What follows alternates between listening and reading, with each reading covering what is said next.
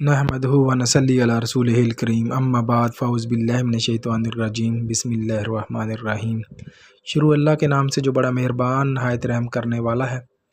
آج جس موضوع پر ہم بات کریں گے اس کا عنوان ہے کہ یا علی مدد کہنا یا رسول اللہ مدد کہنا یا غوث مدد کہنا یا کوئی بھی کسی کے ساتھ یا مدد کا لفظ لگانا ٹھیک ہے یا نہیں۔ آج اس حوالے سے ہم بات کریں گے۔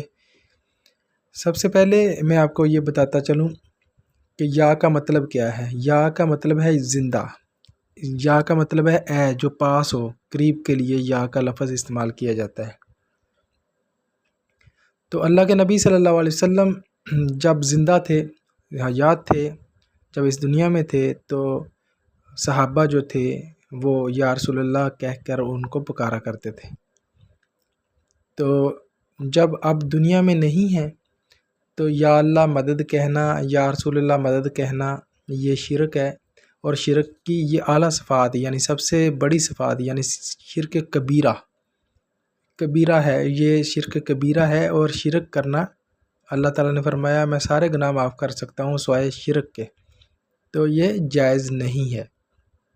اسی طرح یا مولا علی یا شیر خدا یا مدد کہنا یا علی مدد کہنا یہ بھی شرک کے زمرے میں آتا ہے۔ لہٰذا اللہ تعالیٰ کے علاوہ کسی بھی شخص سے آپ مدد مانگتے ہیں تو وہ شرک ہی ہے۔ شرک کیا ہے کہ اللہ تعالیٰ کے علاوہ کسی سے مدد مانگنا شرک ہے، لہٰذا یہ شرک کی اقسام کی اعلیٰ صفات میں آتا ہے، اور اللہ تعالیٰ فرماتا ہے میں سارے گناہ معاف کر سکتا ہوں سوائے شرک کے، تو شرک نہ کیا کریں۔ سوائے اللہ تعالیٰ کی ذات کے علاوہ آپ کسی سے بھی مدد نہیں مانگ سکتے، لہٰذا آپ کسی سے بھی مدد مانگتے ہیں اللہ تعالیٰ کی ذات کے علاوہ تو وہ شرک کے زمرے میں آتا ہے، اور شرک کبھی معاف نہیں ہوتا۔ یہ بات ذہن میں رکھیے گا۔ یہ آج کا ٹاپک تھا، اپنا ڈھیر سارا خیال رکھیے گا۔ وآخر دعوانا الحمدللہ رب العالمین۔